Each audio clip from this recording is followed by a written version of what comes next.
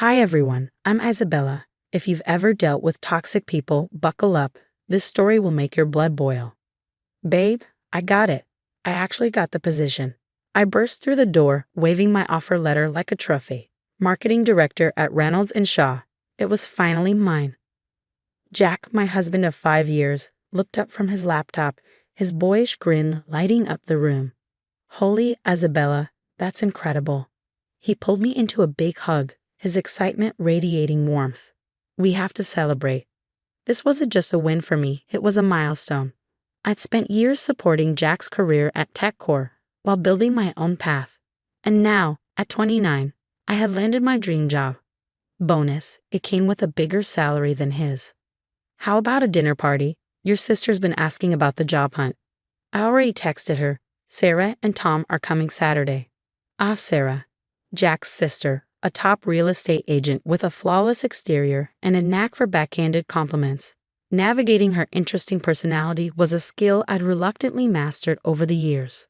Rachel's coming too, right? I asked, thinking of my best friend who worked in HR at Sarah's firm.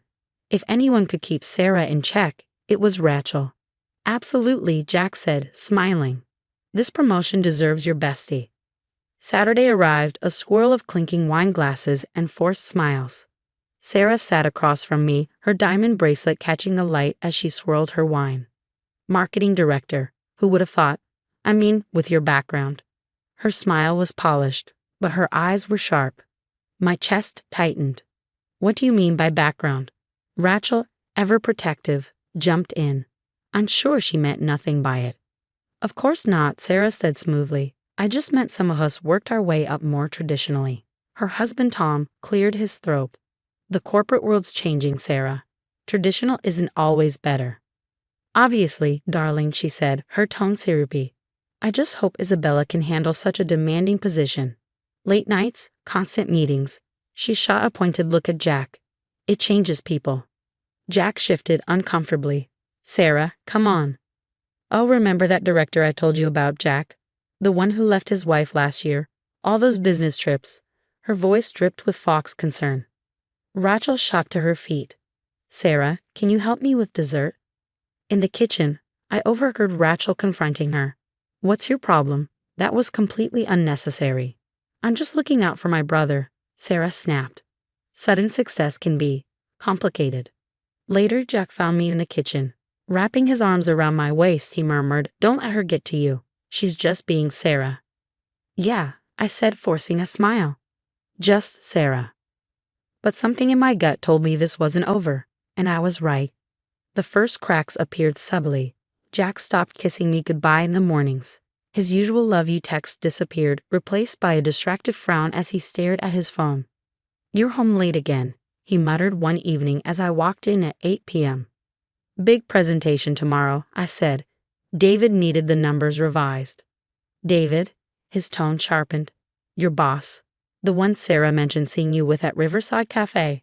I froze. What? I had a team lunch there. The whole marketing department. Funny, Jack said, his eyes narrowing. Sarah said it looked intimate. Just the two of you.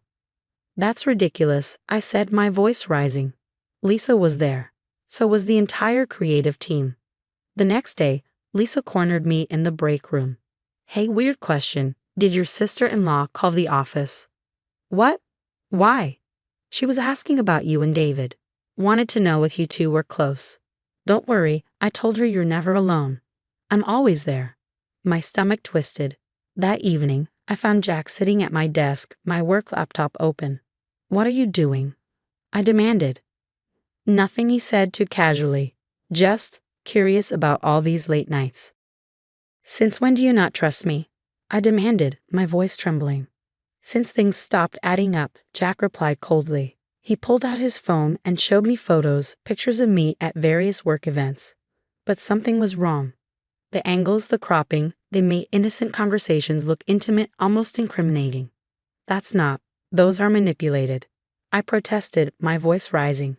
Look at this one. It's from the company picnic. The entire team was there. Jack's jaw tightened. Sarah says people saw you getting into David's car. For a team lunch, right? Funny how it didn't look like that. Ask Lisa. Ask anyone who was there. But he was already walking away, Sarah's poison sinking deeper into his mind. At the office, Rachel stormed into my cubicle, her eyes blazing. "You won't believe what I just heard." "What now?" I muttered, bracing myself for the next wave of chaos. I was in the break room at the real estate firm when Sarah started talking to Madison.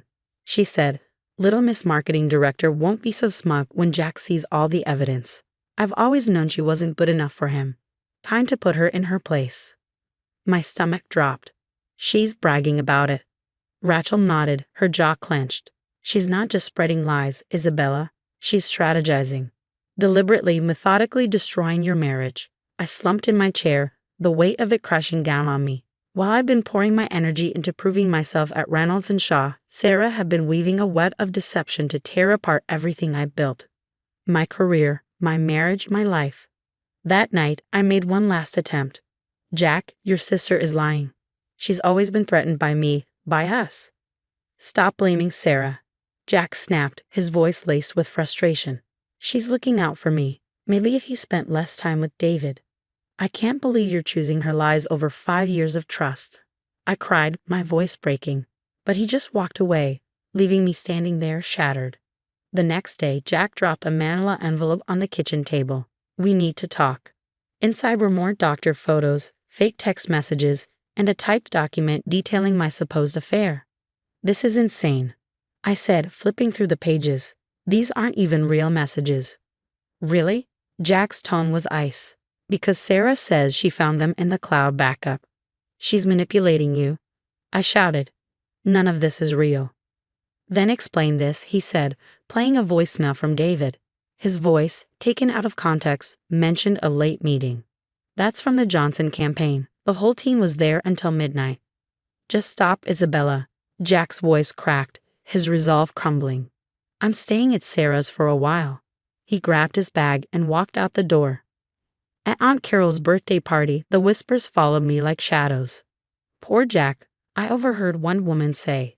"Sarah told me everything. That marketing job really changed her." I escaped to the bathroom, my hands shaking, and called Rachel in tears. "Listen to this," Rachel said, her voice urgent. She played a recording. Sarah's voice, clear and smug, echoed through the phone. "It was so easy," Sarah gloated. "Just a few tweaked photos, some edited messages. Jack's always been so naive. Isabella thinks she's so special with her big promotion, but I'm showing everyone what she really is." Rage replaced my tears, but Rachel wasn't done. "Tom found something," she said. "On their home computer, Sarah's been using Photoshop, creating fake emails, threads, photos. There's a whole folder." At work, Lisa rushed to my desk. "Isabella, our it guy Kevin confessed. He's been trying to hack your email. Sarah paid him." David called me into his office. "Isabella, we flagged unusual login attempts on your account. Also, Sarah's been calling our clients, asking about our meetings." My world was in pieces, but something shifted inside me. The pain hardened into resolve. That night, standing alone in the house surrounded by the remnants of my life, I made a decision. My phone buzzed, another text from Jack. "Sarah found more proof. How could you do this to us?" I ignored it. Rachel called next. "We've got her, Isabella. Tom documented everything." Lisa caught the it guy. "David's got proof of her harassment. We have all the evidence." I looked at our wedding photo on the mantle, the smiling faces of two people who'd promised each other forever. The tears stopped. The pain turned to steel. "Send me everything," I told Rachel. "Every recording, every document, every fake photo. It's time everyone knows the truth." "What are you going to do?" Rachel asked cautiously. I straightened my shoulders, the fire inside me burning hotter than ever. "I'm going to take back my life. And Sarah? She's going to learn what happens when you mess with the wrong woman." I pulled out my laptop and began compiling the evidence. Sarah thought she'd won. But she had no idea this was just the beginning of her end. "It's time," Rachel said, handing me a USB drive. "Every word of Sarah bragging about destroying your marriage is on here." Tom's email followed minutes later. Attached was Sarah's entire folder of manipulated evidence, timestamped photos with original versions before her edits, detailed plans to hack my work email, and even a schedule of when to feed Jack specific proof. "There's more," Lisa said, joining our conference call. "We traced the hacking attempts. Kevin confessed everything. Sarah paid him $5,000 to break into your work email. Then came the bombshell from Tom. I'm filing for divorce.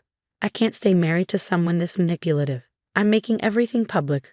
Her vendetta, the fake evidence, all of it. The fallout was swift. Sarah's real estate firm called an emergency board meeting. Rachel texted me updates as it unfolded. They're reviewing everything, Rachel wrote. Sarah's trying to deny it, but Tom's evidence is irrefutable. The board's worried about reputation damage. Hours later, the final verdict arrived, terminated effective immediately. The firm released a statement condemning her actions.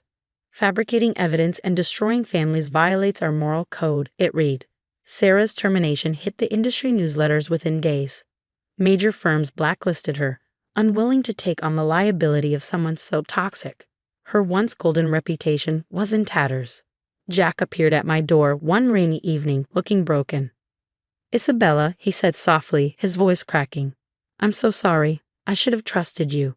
You were right about Sarah. She manipulated me, and I fell for it. Please, I'll do anything to fix this.